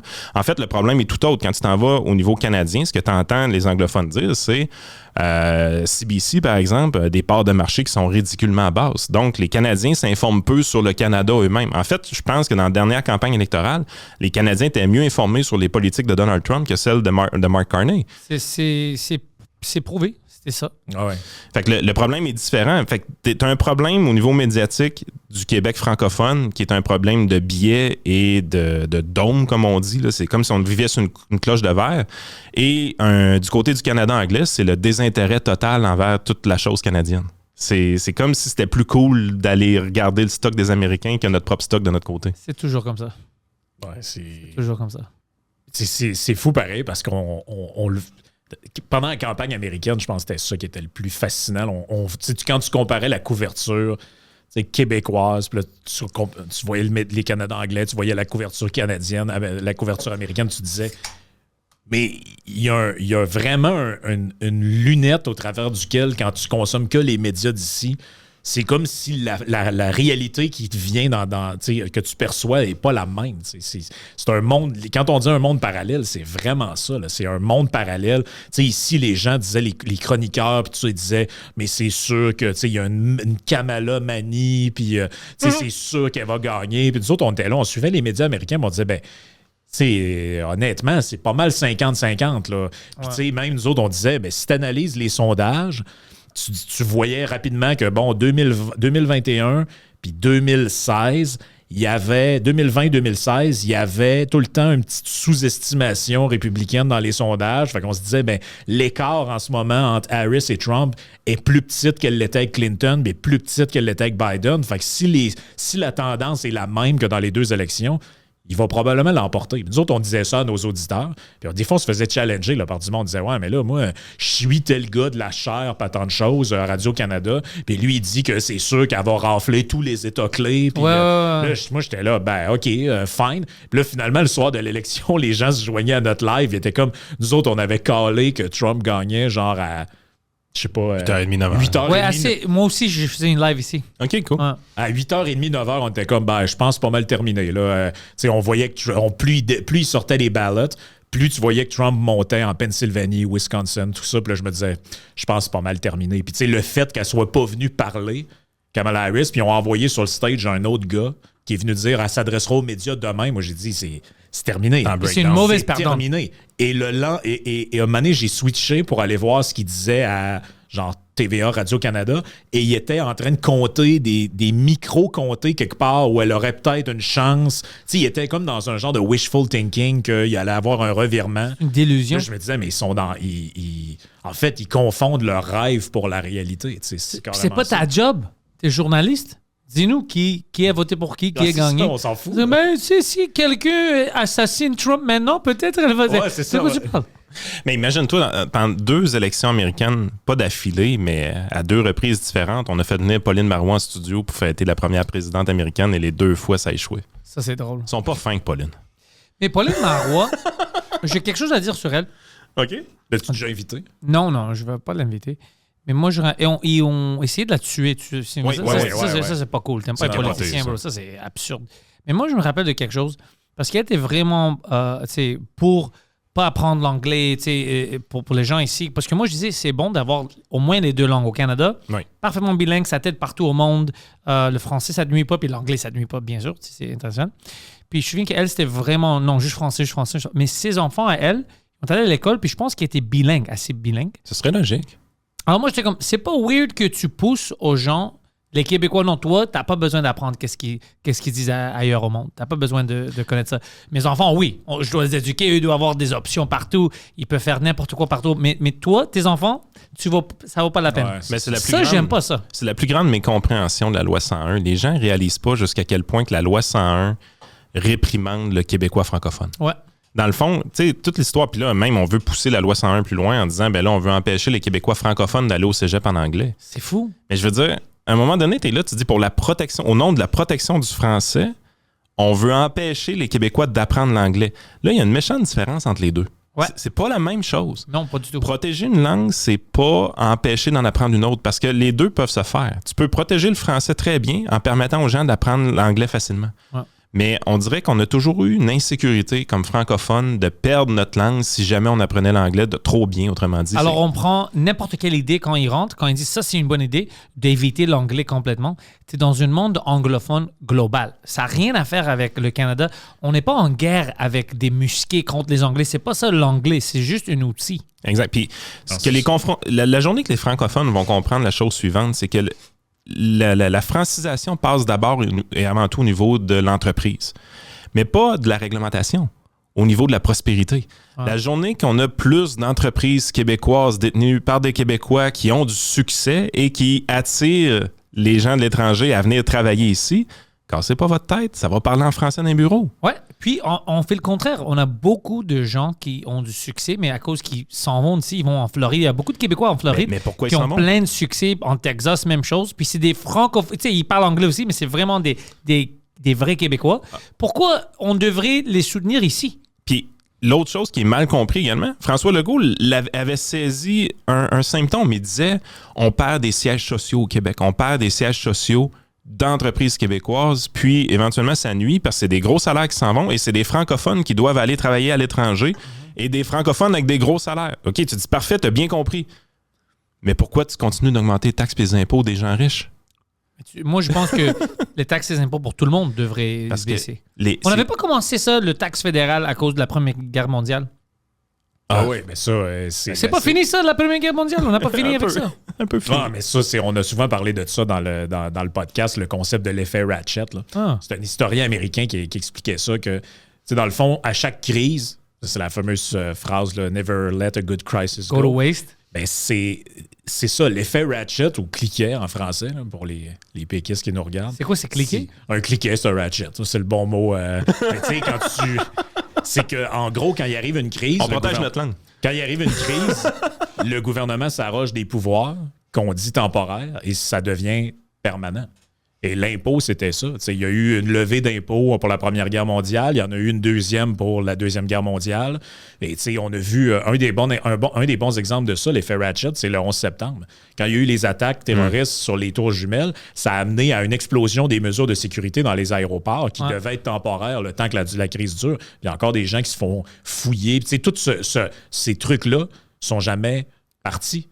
Puis c'est comme ça, c'est pour ça que nous autres, on essaie d'amener cette culture-là, de dire il faut tout le temps prendre un pas de recul parce que quand le gouvernement met de l'avant des mesures puis des choses, c'est très difficile de revenir en arrière parce qu'au bout de quelques années, les gens prennent pour acquis que c'est comme ça. Puis, tu sais, il n'y a pas si longtemps que ça, les Canadiens traversaient aux États-Unis, pas de passeport. Ouais. Aujourd'hui, mettons, tu te présentes aux élections, puis tu dis, ben moi, un des trucs que je voudrais faire, c'est que je vais aller à Washington, puis je m'entends avec eux, puis je veux que les Américains et les Canadiens puissent traverser librement comme c'était le cas avant. Les gens vont dire, il est fou, lui. C'est pourquoi il fait ça? C'est normal d'avoir un passeport. Mais tu dis, ouais, mais on n'a pas toujours Entre nous, on n'avait pas tout le temps un passeport. Non, on n'avait pas. Puis puis là, tu lui dis, mais oui, mais tu vas en Europe, tu peux te promener à la grandeur de l'espace Schengen, pas de passeport. Puis je veux dire, à ce que je sache, c'est faisable. Ben, les photoradars, au début, c'était un projet pilote. C'est jamais parti. Pas ça. C'est jamais parti. Je suis pas pour ça. Ben, parce J'aime que... pas les photoradars. Je dois même contester un billet. Ouais, parce qu'ils m'ont même... C'est écrit, on soupçonne, on pense que peut-être tu es allé trop vite. Je vais aller en cours, puis le policier dit qu'il pense que peut-être j'allais trop vite. C'est ou bien tu le sais ou tu le sais pas. Non, c'est ça. Ou bien j'allais trop vite, ou bien j'allais pas assez... C'est quoi ça? Ils disent on soupçonne que peut-être. C'est juste pour ça que je le conteste. La raison pourquoi l'État est très à l'aise de faire ça, c'est qu'on soupçonne que le temps qu'on va te faire attendre au palais de justice, ton temps vaut pas ça. Habituellement, c'est oui, mais à cause qu'ils l'ont écrit comme ça, je suis trop fâché. Ils t'ont assez fait chier pour que tu... C'est ça. Ça, c'est le bout que le gouvernement, des fois, ne soupçonne pas. C'est que les gens disent « Je vais payer pour vous faire chier. » Ils ne savaient pas qu'ils parlent avec quelqu'un qui est clairement fou. Non, j'ai reçu ça, puis j'étais comme, c'était quand, tu sais? Puis j'ai vu, il y a 3 autos autour de moi. J'étais comme, ben, si moi, je vais trop vite, j'aurais rentré dans le gars en avant de moi qui, lui, va... Tout est illogique. C'est pour ça qu'ils n'ont pas dit que je vais trop vite, parce que je pense avec la photo, ça se voit que, ben, si lui, il roulait trop vite, puis lui, non, c'est illogique. Ce phénomène-là, on le voit beaucoup au niveau des entrepreneurs. J'ai beaucoup de clients entrepreneurs, ils vont me dire que quand ils se font inspecter pour l'impôt, les personnes qui viennent inspecter de temps en temps, ils sentent qu'ils ont un quota rempli. Ils sentent qu'ils doivent sortir de là avec un avis de cotisation, vont dire telle affaire, pas acceptée, blablabla. Et généralement, ça, c'est une culture aussi que les politiciens veulent dans leur budget pour équilibrer leur budget. Vous devez faire du recouvrement. Vous devez vous arranger pour aller ramasser des gens qui crosseraient l'impôt, entre guillemets. Sauf que les gens viennent inspecter, taponnent sur des détails, sortent de là avec des avis de cotisation de 5-6 000 $ à peu près.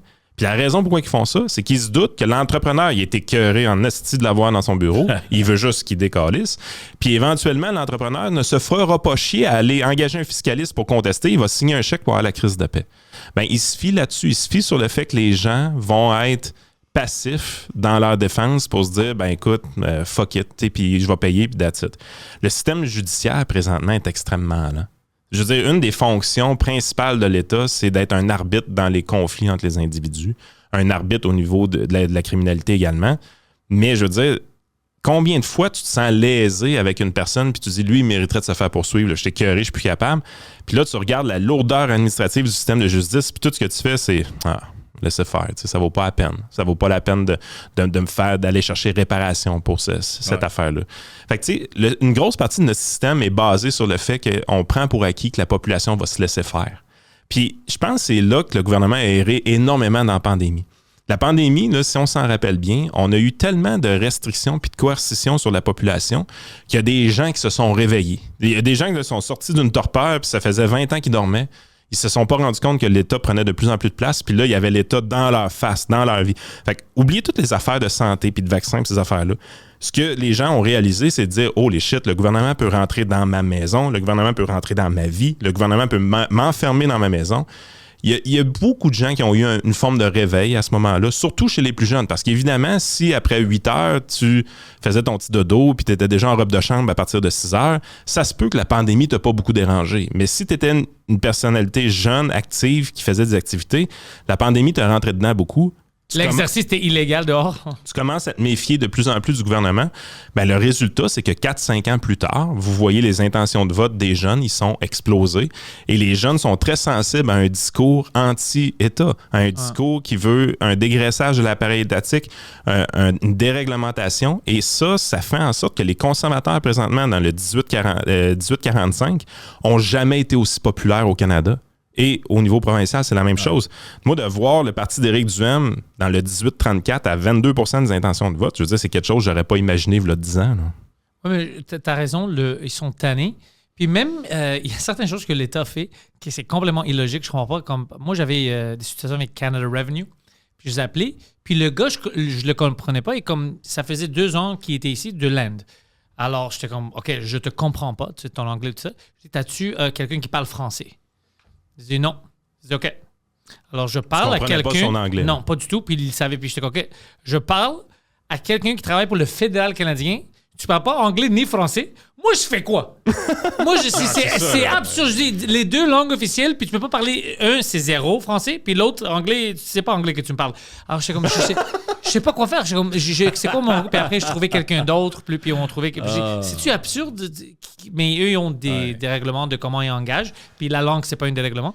Mais c'est pour ça que, tu sais, moi, je pense que les gens. C'est parce que beaucoup de gens à gauche, en fait, je pense qu'ils font le mauvais diagnostic, mais ils partent un peu du même constat, du même vécu que nous autres par rapport à l'État. C'est juste qu'ils ne se rendent pas à la critique de fond. Tu sais, moi, j'ai pas mal changé au fil du temps ce que je pensais d'un mouvement comme MeToo, par exemple. Ouais. Parce que maintenant, j'écoutais des filles parler de ça, puis je me disais, OK, en fait, vous vous en êtes pas rendu compte, mais ce que vous dénoncez, c'est un système de justice puis un État complètement inefficace.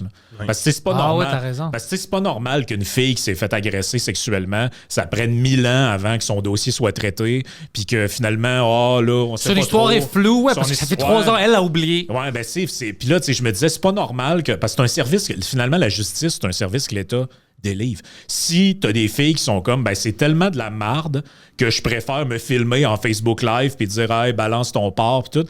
En réalité, elles, souvent, elles vont penser, ou les mouvements comme ça, ils vont penser que la cause, c'est que le système est contre les femmes ou tout ça. Mais moi, je pense que la réalité, c'est juste que le système est purement inefficace. Là. C'est un problème d'État complètement inefficace. Défocusé. Puis pourquoi je dis ça? Parce que ça vaut pour les gars aussi. Là, ça vaut pas juste pour le... Tu sais, je veux dire, nous autres, ça nous est arrivé, tu vis du harcèlement de haters, tu contactes, mettons, un policier, puis là, tu te rends compte très rapidement qu'en gros, il peut rien faire pour toi. Là. Ouais. Il s'en fout complètement, puis ils sont pas nécessairement pas fins, mais il va te dire un truc du genre, en gros, il t'a pas menacé de mort, fait que je peux rien faire. Fait que je me dis, ben pour la fille qui s'est fait agresser, c'est pareil. C'est juste qu'on l'a comme amené au lieu qu'elle voit que le problème de tout ça, c'est un système inefficace qui ne livre pas le service qui est censé de livrer, la justice. On l'a comme amené plutôt sur des voies en disant « Ah, c'est à cause du patriarcat » ou je sais pas quoi. Mais même avec les hôpitaux sont la même chose. Ça n'a rien à faire avec droite ou gauche. Ça marche pas, c'est brisé. Il y a des gens qui ils vont mourir avant de voir un médecin. C'est clairement le système qui est brisé. Ça n'a rien à faire avec... droit ou gauche. Ah, puis le problème est au niveau fédéral, provincial et municipal. Je veux dire, on vient pas souvent dans la ville de Montréal, mais à toutes les fois qu'on vient, on voit la dégradation. Je veux dire, c'est capoté. Nous, on vient peut-être... T'as-tu vu les nouveaux bicyclettes? Parce que ça, c'est cool quand même. Ouais, si tu veux brancher une voiture électrique puis aller sur la piste cyclable, ça a l'air bien, par contre. Mais puis moi, ce qui me rend triste dans tout ça, c'est que Québec, j'y vais quand même assez souvent. Puis on voit des petites affaires à Québec apparaître qui étaient tournées au ridicule il y a 10 ans à Montréal. Tu sais, les Bixi à Montréal, on les a nous autres aussi maintenant. Là. Ça s'appelle à vélo. Mais tu sais quoi, Bixi? Pas une mauvaise idée. C'est juste qu'ils prennent trop de place. Mais pas une mauvaise idée. Si les gens veulent utiliser ça, c'est cool. Moi, j'ai d'autres problèmes. C'est juste... il n'y a pas vraiment des bons règlements avec les cyclistes. Parce que les cyclistes, c'est OK, tu vas être un cycliste, on va te traiter comme une auto, on va te respecter, tout ça. Mais toi, tu respectes pas feu rouge. Alors, on peut pas marcher. On doit avoir les mêmes règlements. Ouais. Si tu t'es promené un peu en Europe, tu l'as vu, là, il y a quelque chose de particulier à l'Amérique du Nord que comme on n'a aucune culture de partager, de savoir-vivre et tout ça. En fait, ici, ça prend un espace pour chacun. Donc là, dans les rues, ça prend genre 8 mètres de large pour des vélos. Mais tu sais, je veux dire, on parle souvent, mettons, de Amsterdam, Rotterdam, Copenhague, tout ça. Des places où j'ai été, là. Des vélos, ils roulent en plein milieu. Dans le chemin, tu te promènes dans une petite rue, il y a un tramway, des bus, des chars, des vélos puis des piétons en plein milieu du chemin. En Athènes, c'est comme ça. Puis si tu veux niaiser, on va te frapper et tu vas apprendre. Tu vas apprendre. C'est vrai, il y a juste ici là, que ça prend un trottoir de 9 mètres de large, une piste cyclable. Là, tu te dis, mais en réalité, tout le monde pourrait être à la même place. Puis faites juste, genre, vous décrotter, là, tu sais, puis tu regardes là, avant de traverser la rue. Puis je comprends. Ça m'a frappé quand j'avais jamais réalisé ça, mais quand je me suis promené dans ces villes d'Europe-là, je me disais, OK, t'es à fucking Amsterdam, les rues sont, on dirait des ruelles, comme des ruelles dans Montréal. Puis il y a un bus qui vient de passer, puis il y a un vélo qui me klaxonne, puis tout le monde vit comme ça. Là. Ouais. Puis, mais les villes, les provinces, le fédéral a oublié ses missions premières. La ville, là, la mission première dans ma tête, là, ramasse tes poubelles. Commence par ça. Commence juste par ça. Ça a l'air pénible, ramasser des poubelles. C'est un problème qu'on n'a pas encore à Québec, qu'on n'a pas encore à Lévis, mais on va l'avoir dans 5-10 ans parce qu'on a tous les mêmes problèmes que Montréal avait il y a 10 ans. Fait qu'à un moment donné, tu dis, la ville a oublié qu'une de ses tâches premières, c'était de ramasser ses poubelles. La province de Québec a oublié qu'une de ses tâches premières, c'était d'avoir des tribunaux de justice qui fonctionnaient bien, même avant de donner des soins de santé. En réalité, les soins de santé devraient être donnés par le privé pour cette raison-là. L'État n'est pas efficace pour donner des soins de santé. Ah, mais ça, vous êtes pour ça, M. Sénéchal, que des gens meurent dans les rues? J'ai pas parlé d'assurance universelle. Et j'ai jamais parlé de mourir dans la rue. Non. Moi, je dis que je veux que ça soit efficace. Si tu me dis que tu peux le faire efficace, fais-le. Si tu ne peux pas, je vais aller où c'est efficace. Et ce qui rend les choses efficaces, ça, c'est prouvé dans toutes les sphères de notre vie, ce qui rend les choses efficaces, la compétition. Oui, exact. La compétition. Et dans l'entreprise privée, la compétition est motivée par quoi? Par le profit. Comme dans tout. La minute qu'il y a trop de profit dans un domaine économique, qu'est-ce qui arrive généralement? Les compétiteurs veulent rentrer dans le marché. La minute que les profits sont trop grands, les compétiteurs veulent venir. Et quand il y a trop de compétiteurs, il y a trop de monde qui coupe les prix, les profits disparaissent, qu'est-ce qui arrive? Il y a des gens qui font faillite jusqu'à temps que ça se rééquilibre et qu'on recommence à faire des profits.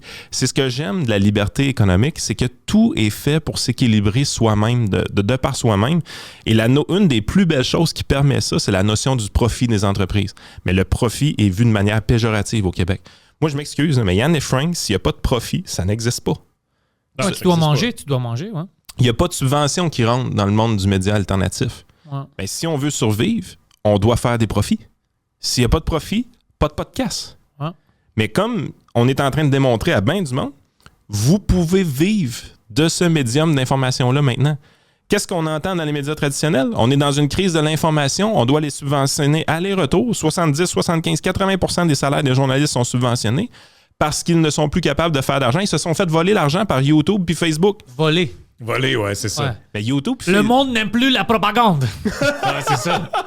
Mais YouTube, Facebook, c'est qui est là? C'est des gens du média alternatif. Ah oui. Fait que, tu sais, à un moment donné, t'es là, tu te dis, tout le monde oublie un peu comment les choses fonctionnent.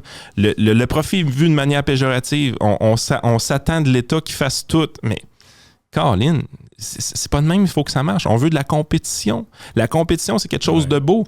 Puis le pire, c'est que les gens qui élèvent des enfants le savent.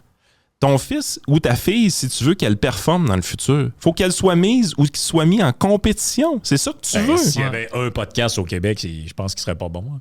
S'il y avait juste un podcast, tu disais, il y en a juste un, c'est lui. Si tu veux écouter des podcasts, en fait, pire que ça, tu dois écouter des podcasts et c'est juste lui qui a. Comme c'est pour la santé ou l'éducation. Mais tu te dis, OK, je pense qu'il n'est pas bon, mais il n'y a pas de compétition. Puis même, je veux dire, tout le monde devrait s'entendre sur ce principe-là. Qui pense que la société irait mieux s'il y avait juste un parti politique? Ouais, pas les Chinois? T'as le droit de vote, mais en fait, il y a juste un choix sur le bulletin. Je pense que tout le monde, même les gens à gauche, sont comme, ben non, je pense en fait, eux autres, c'est ce qui est encore plus drôle. Ils sont trop à gauche, non, eux, ils aiment ça. Ouais, c'est ça. Mais tu sais, ce qui est drôle, c'est que t'as quand même une certaine gauche qui est pas pour ce genre de truc-là. Puis eux, en plus, le plus drôle, c'est qu'ils souvent, ils militent pour la proportionnelle. Fait qu'en fait, ce qu'ils veulent, eux autres, c'est full la grosse compétition, dire « Ah, mais toutes les micro-sensibilités, il y aura un député pour eux autres, puis tout le monde va être élu, puis même si tu même si tu fais 1%, tu vas avoir quand même un élu. » Tu te dis « OK, mais donc tu reconnais que c'est bon, la compétition, parce que tu veux qu'il y en ait plus. Tu voudrais qu'il y ait plus de partis, plus de gens différents. Donc, toi aussi, tu comprends que la compétition, c'est bon. Pourquoi tu penses qu'économiquement... Après, ce serait bon que l'État ait un monopole sur, mettons, la vente d'alcool. Au Québec... Ça, c'est une autre chose que j'ai. C'est illogique. Là. Il n'y a aucune raison pour laquelle s'il y a un seul acheteur, un seul vendeur, ça serait mieux que s'il y en avait plein. Là. Puis en plus, avec les hôpitaux, moi, je pense qu'avec la santé, c'est quelque chose dans le milieu. Quelque chose que les Américains font, puis nous, on fait. Moi, j'aime que les Américains, leur système, en termes de quand tu vas dans un hôpital, si tu as de l'argent, puis tout ça, ou tu as une assurance privée, ça marche, ça roule, tu n'attends pas, tout est state of the art, c'est bon. Ici, oui, on paye pas, mais oui, on paye, on a des impôts quand même. Puis, on a juste. C'est pas bon, c'est la vérité, c'est pas bon, t'attends bon. Alors, il y a quelque chose dans le milieu, peut-être plus de privé, mais on utilise notre système de santé, notre assurance universelle, le mélange des deux, mais on doit s'assurer qu'ils ne font pas qu'est-ce qu'ils ont fait dans les États-Unis pendant des années avec les médicaments, qu'ils poussent les prix par exprès, parce que quand tu as de l'assurance, OK, on va juste charger l'assurance. Alors là, les assureurs ne veulent pas t'assurer parce que ça va leur coûter trop cher. C'est ça la balance qu'on doit mettre pour qu'ils ne volent pas. Mais il y a un équilibre au milieu. Ce qui est spectaculaire en Amérique du Nord, c'est que tu as à peu près les deux extrêmes en termes de système de santé. Parce que la plupart des pays dans le monde sont un système mixte.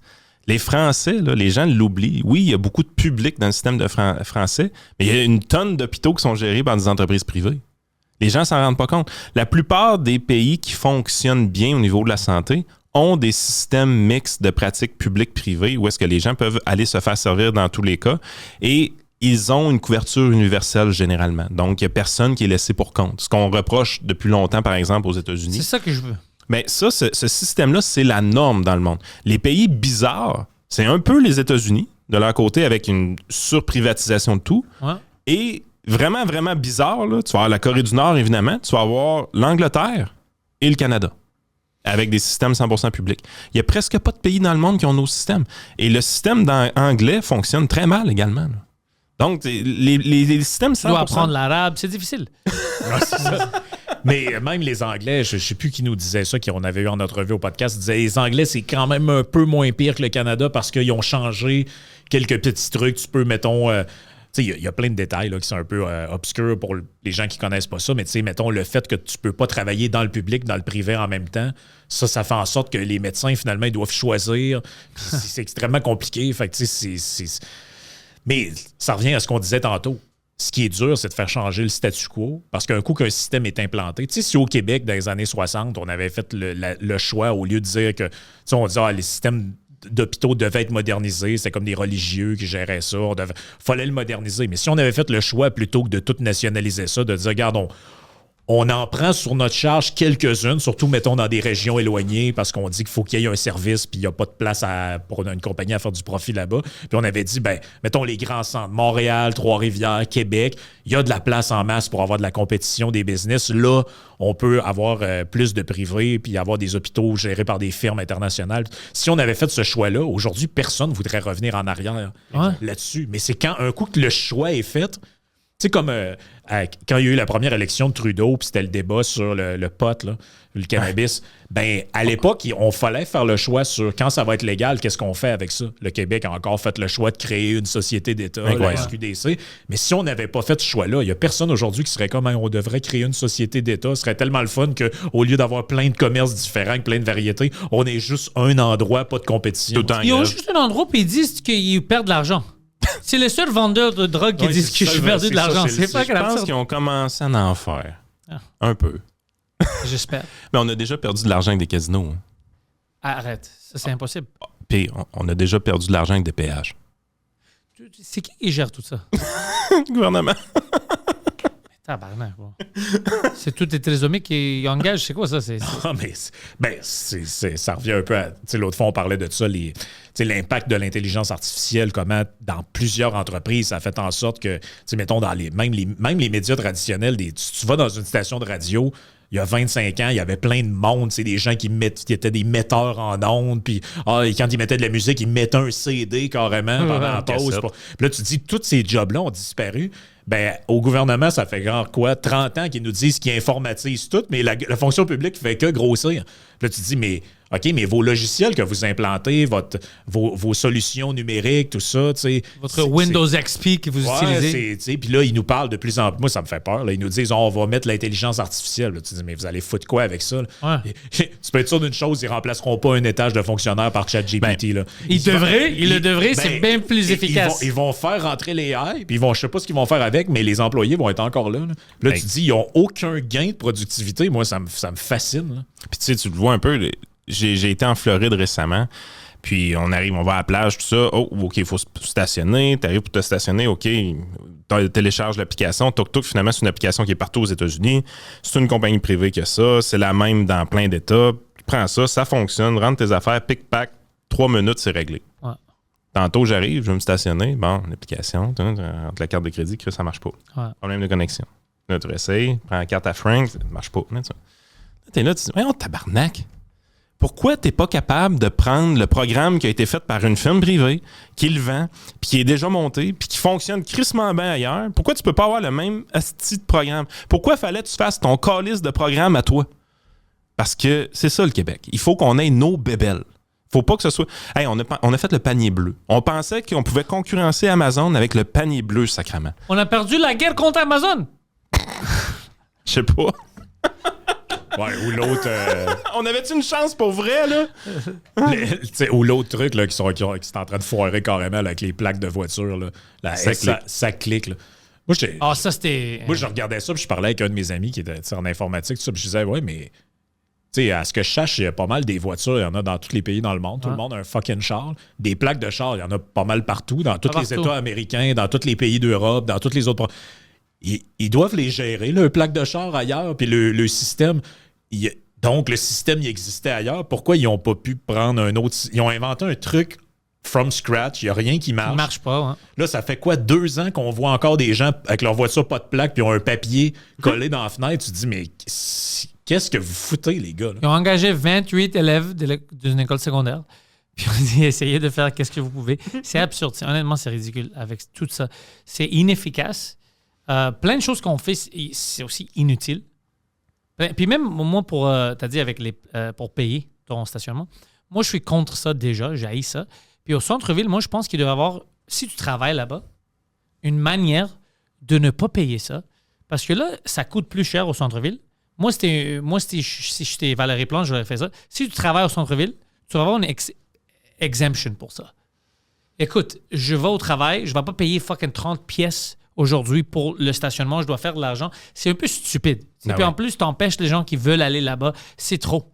C'est un peu trop. On essaie de prendre chaque petit sou qu'on peut d'un citoyen qui paye ses impôts et qui travaille. Surtout qu'à la base, dans la plupart des villes, quand les parcomètres ont été mis, c'était dans des endroits très précis, ultra achalandés, genre des artères, comme mettons à Québec, la Grande Allée, René Lévesque. C'est plein. Là, c'est rendu que tu es comme, OK, je suis dans une ruelle perdue, je sais pas trop où, puis il y a un parcomètre. C'est quoi le problème? Côté qualité de vie, à un moment donné, moi, je me rappelle, il y avait un client que j'avais dans le coin de Mirabel. Puis ce qu'il me disait, c'est que sa job était disponible à la fois à Mirabel, à Laval, puis à Montréal.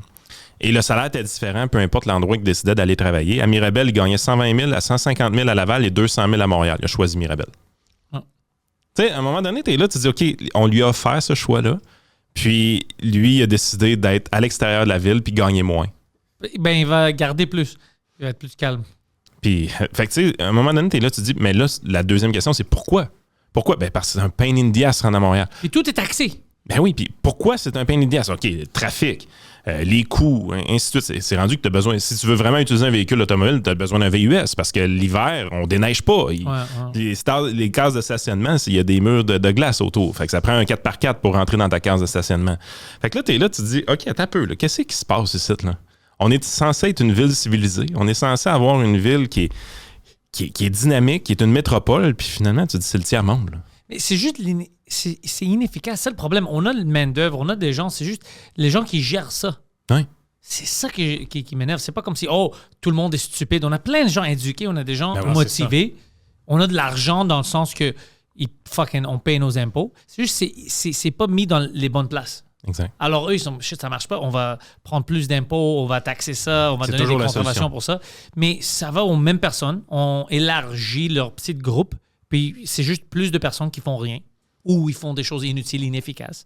Puis ça continue. C'est pour ça, la bureaucratie, c'est comme le fin d'une société. Carrément. C'est vraiment ça. Ben, Ian et Frank, c'était quand même une bonne conversation. Yes. Parce que oui. C'était très, très cool. Moi, je dis aux gens, s'ils ne connaissent pas Ian et Frank, tous les liens sont dans la description. Ils peuvent cliquer pour abonner à votre podcast. C'est un bon podcast. J'aime votre podcast, j'aime vos clips, tout ça. Puis continuez à faire ça. Puis je vous souhaite plus de succès. Excellent. Merci beaucoup. Merci. Puis toi aussi. Merci, les gars. We've built this prison cell 'cause we can't trust ourselves.